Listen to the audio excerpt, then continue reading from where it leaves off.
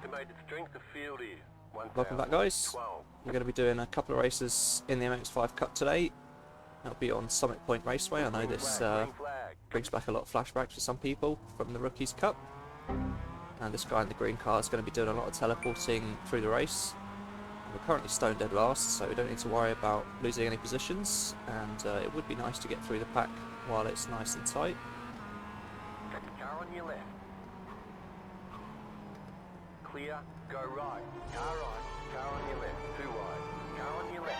And that was a pretty awesome overtake by Jeremiah, using an invisibility cloak to sneak past Enrique. A bunch of cars out front, one of them blinking in and out of existence. Of course, there's a casualty. We somehow give Enrique enough room and get a jump scare from Jeremiah right there. Still there, hold your line. Keep to the left. Probably wise to play it safe, racing this sorcerer. The leader's gone off.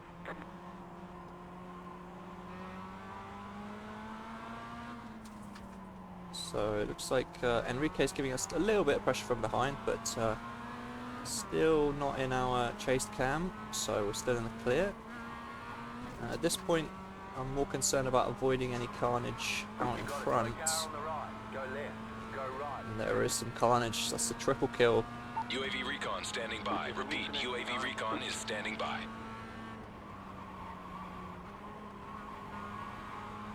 Those cars just scattered. Jeremiah must have been trying some spells on track. Looks like Enrique managed to follow us and not get collected. Long straight down here. Exit makes a big difference on the last corner. Enrique behind, braking very deep there. And we're introduced to Daniel as he dips into the sand and hands away the position. For a split second there, I thought he was trying to close the door, which probably would have been legal.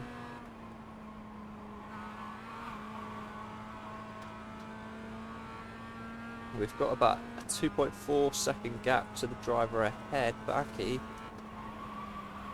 Just over 1 second to Daniel behind, so not too far to Daniel. I suspect Daniel's going to be fighting with, I think it would be Enrique or Jeremiah behind. And I'll skip a lap of grinding away the gap to Baki in front here. And we reduce the gap to about 1 second. Supposedly that last section should be flat out, so our inputs on the throttle shouldn't have those little dips in them. We've got the fastest lap very briefly here. Swiftly beaten by Enrique behind. Now this could be a cause for concern, as that means he's been on our tail now for about a lap. And note how my wheel is mostly centered through this next left-hander, evidence of microslides, which is ideal for extra grip. I grip up just after the apex and have to give some extra steering authority. As evidence, a little slide is advantageous. We're right on the tail of Baki here. I get a little distracted looking out in front and slip around a little bit on entry. And then Enrique starts to lose some patience and gestures on the inside, which I decline. I never thought that was an overtaking opportunity, but on watching back, I think it's possibly viable if you can get alongside and the leading car loses enough speed for the following left. We're still in a podium spot though, so should expect some heat.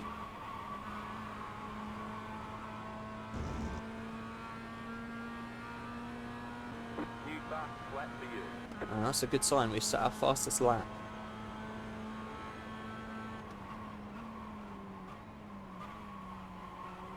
And we're gifted a mistake from Baki. This is one of the reasons I don't have competitive braking and often find people outbrake me there. The position off track isn't really worth the payoff in my opinion. Looking at the leaderboard, our pace is pretty good. I lift off as my chosen technique to get extra rotation into the outside for braking here. I'm in pursuit first place, so I times certainly here don't want to to bin it here. consistently take it flat. Interesting to see the difference in line here without much changing in gap. But most important for the midfield is exit speed here. Clip a little bit of curb, but I think it looks like we've taken more speed out than Baki here. Not sure if we caught the draft here, but we definitely got more speed out. And that was just a gesture move, but they did back off, which gives us the move. Normally I would just gesture on the inside and then brake early and let them go around the outside, but he clearly thought better of it. It might have been wise as he's got the draft and he's managed to shoot past us anyway. We did lift off, just sort of clear the air for the dive, and also because I thought he was going to clear us anyway. As you see, they missed the apex slightly due to the later braking and getting extra top speed from my draft. Didn't affect their exit too much though.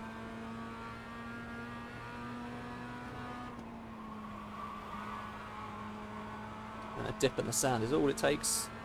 Start catching them a little bit. I've got to run, but I'm not very comfortable with the next corner, so I choose to wait for another opportunity. I back off and prepare for the midfield. They ran a little bit wide, but didn't give too much away. As they accelerate really well here, they must have gotten on the throttle better than us. Similar to last lap, I think. The extra speed made their line too messy though, and we catch up a little bit.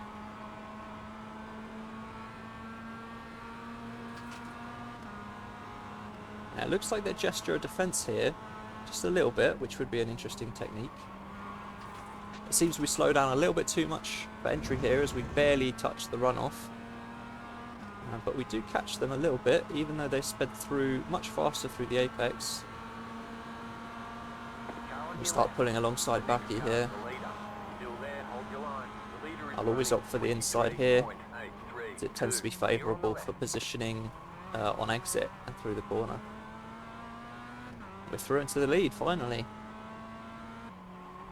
Now I have to just keep it under control and hope I don't give up the place. Certainly easier said than done. There's a fine line between driving too hard and binning the win, and driving too cautiously and giving up the lead. I also feel like I'm more likely to bin it if I'm trying to reduce my pace to be safe sometimes. Thankfully the rest of the race is just clean laps and open road, so I'll skip through the laps. Real nice work. This is the white flag lap. And we're through to the checkered for a well-earned win. You won. See you in victory lane. Rock and roll. And we're straight in for another race at Summit Point. Green flag. Green Let's flag. get into some more action. Again, we don't post a qualifying lap, partly because it's advantageous in rookies maybe, and because we want to make and eat some noodles between races. And someone joins the race from the pits, and Marcio fights us for position at the back, so we're up into 7th in before turn 1 here. And nothing special through turn 1. Marcio opted out. We're not close enough to anyone to really make any moves.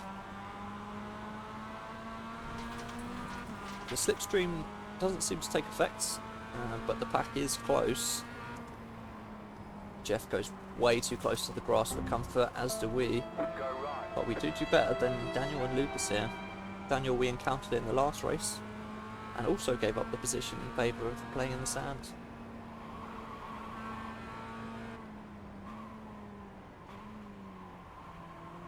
Slightly lazy through there, but tyres are probably still warming up. Yep, as is proven by Dante spinning out. Now we might have been gifted a few positions, but that's just my lap 1 aura unsettling everyone. Joseph is getting close to drafting range in 3rd place, but not quite there yet. But he dives into the pits. Maybe he had a jump start. A few moments later. skipping through an astonishing 5 laps on no action, courtesy of all the lap 1 commotion. Things are looking good for my iRacing so far. We kissed the curb a little, but that's okay. A French kiss might have been more risky.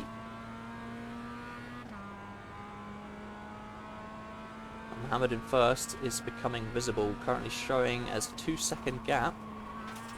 A bit sketchy taking all the curb and taking some sand. We're still only 1x incident points. LOC license.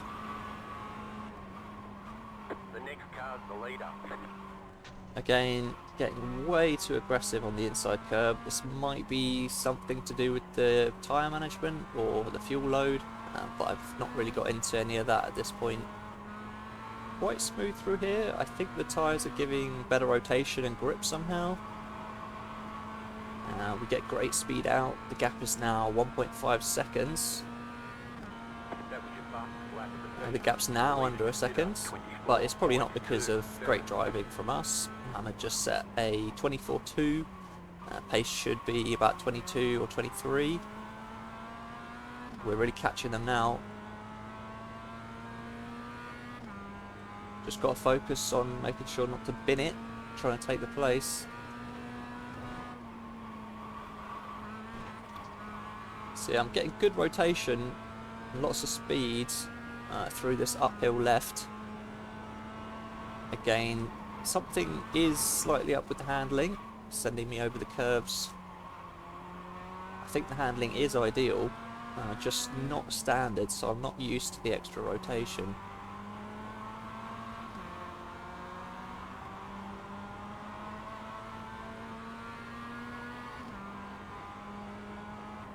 And they make a slight mistake here on exit and dab the brake. This could be an opportunity for us. We're alongside, plenty to take a door here if we need to. And they don't try and close us off and we're through.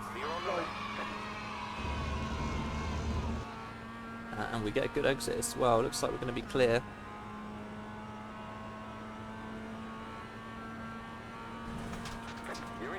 So do you ever think, how do I become a better racing driver? In the words of Joe Rogan, be undeniable. Race clean. Don't doubt yourself. Be proud when you achieve more and learn how to replicate that. I feel like I'm getting there.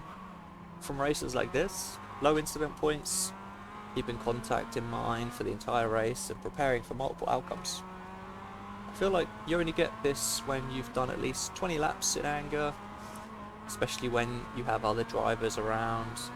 When I learn from other drivers' lines and braking points, I have a clear edge to delete time from my lap times and gives me an advantage over other less practiced drivers.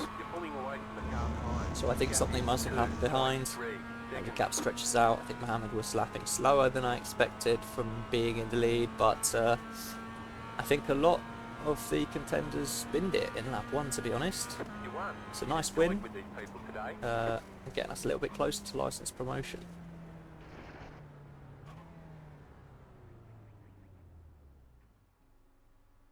Good race, good race.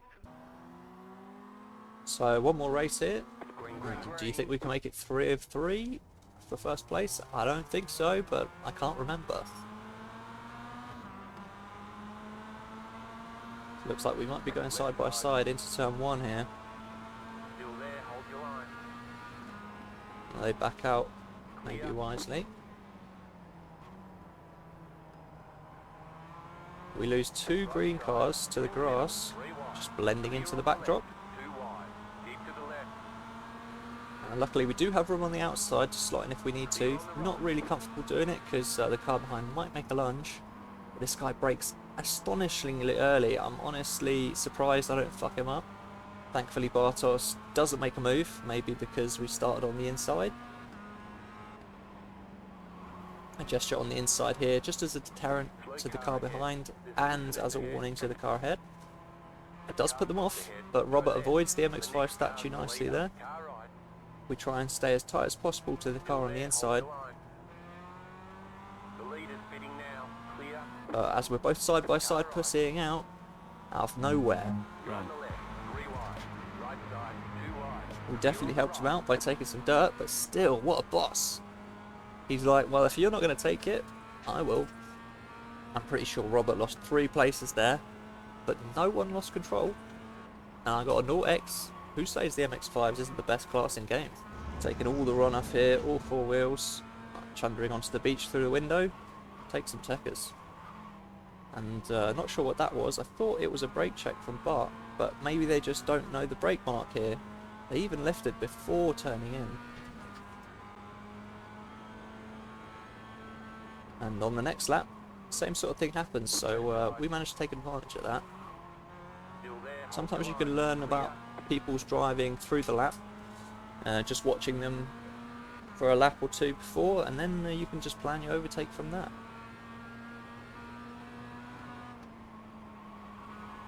I keep mounting that curb, but the car seems to be able to take it. Not a good habit though. Again, I'll lift off here to get on the outside early and get stable for braking. Now watch the chase cam here. We take a little bit of contact, but it's centered on the door so we don't get rotated, just nudged onto the grass. This legend on our inside just splits and goes down the inside of the guy and rejoins right next to me. They've got a nice theme to their car as well, some lovely traditional Japanese painting.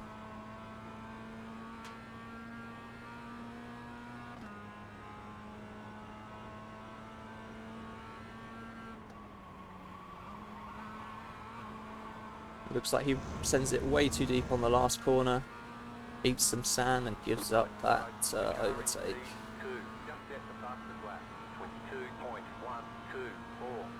Someone set 22.1, pretty quick. Oof, looks like they were sort of gesturing on the inside for the turn 1 there. We managed to keep them behind. Looks like we're not going to be in contention for the lead, unfortunately. But still a good race. Let's see how the rotation is through here. A little bit of lift off. Still mounting that curb. Not ideal. Oh, and the car behind again, doing a little bit of gesturing. Puts us off a little bit. And yeah, they go off track. It could have been partly because of our line through there put them off. I think we made a little bit of contact, but not much. But that can be all it takes. Just a little bit of contact when your suspension's under load. The car can just be sent off track like that. Skipping forward a lap here. Just another clean lap. We do see a car out in front. Not sure if we're going to be able to catch them though. Skipping another clean lap. Looks like we haven't caught up with them quite enough. Maybe we catch up under braking. Again, maybe another car that's not braking early enough, or sorry, not braking late enough for turn 1 there. Not close enough to get the slipstream yet.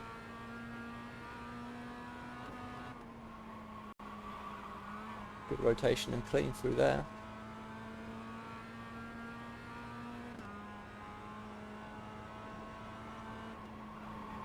Again, clipping the curb. Not the best, but it seems to be working out okay. And they run deep there. We'll slide alongside, see what happens, and they do duck out and tuck behind.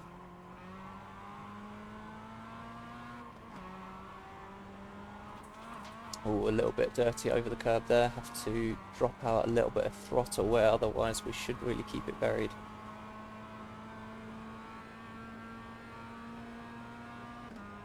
They're still right on our tail. It can be deceptive in the mirror.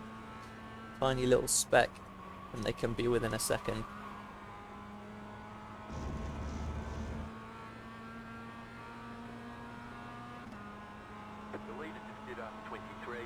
And here we go. They've got the slipstream, and they got a run on us. We're going to take the inside as we should normally do. And we get them slightly under braking, but it does run us wide here. And that's the thing I'm always worried about. Dipping into that grass on the outside can be detrimental.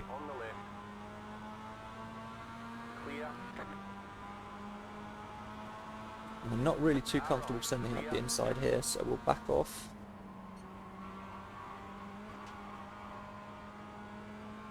think it could be advantageous having the car yellow at the back and black at the front actually.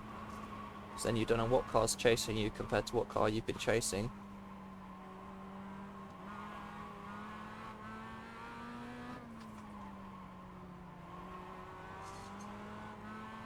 And again, a car that's sort of stretching out on us in the midfield section. We must be missing something.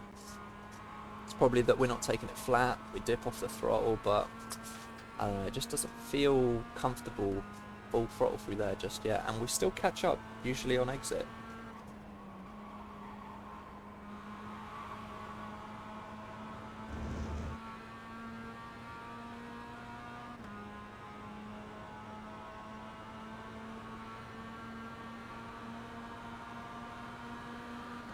We get a run on the inside, they don't defend.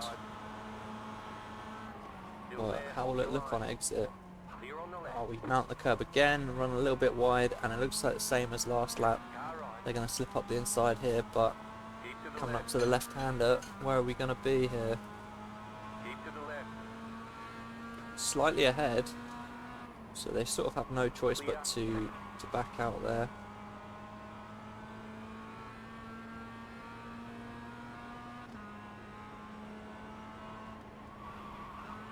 Pretty good through here, just gesturing on the inside there for some sort of defense in case they think they're lunging. And if you look at my throttle inputs through here, it's pretty analog. I don't know if that's normal through here, but that's me at points. I don't think I feel I have enough rotation. Dipping off the throttle gains a little oversteer, and miraculously so does getting on the throttle. So I think this gives this jaggedy throttle feel some sort of advantage, albeit maybe a placebo. And then we just do a good clean lap. We've skipped through there, and it looks like we've lost the car behind. And that is through for the finish. So if you've made it this far, thank you very much for joining me. I hope you enjoyed it. And hopefully you've learned something about Summit Point. If you've got any tips for me, please do let me know. And hopefully I'll see you guys in the next one. Thanks for watching.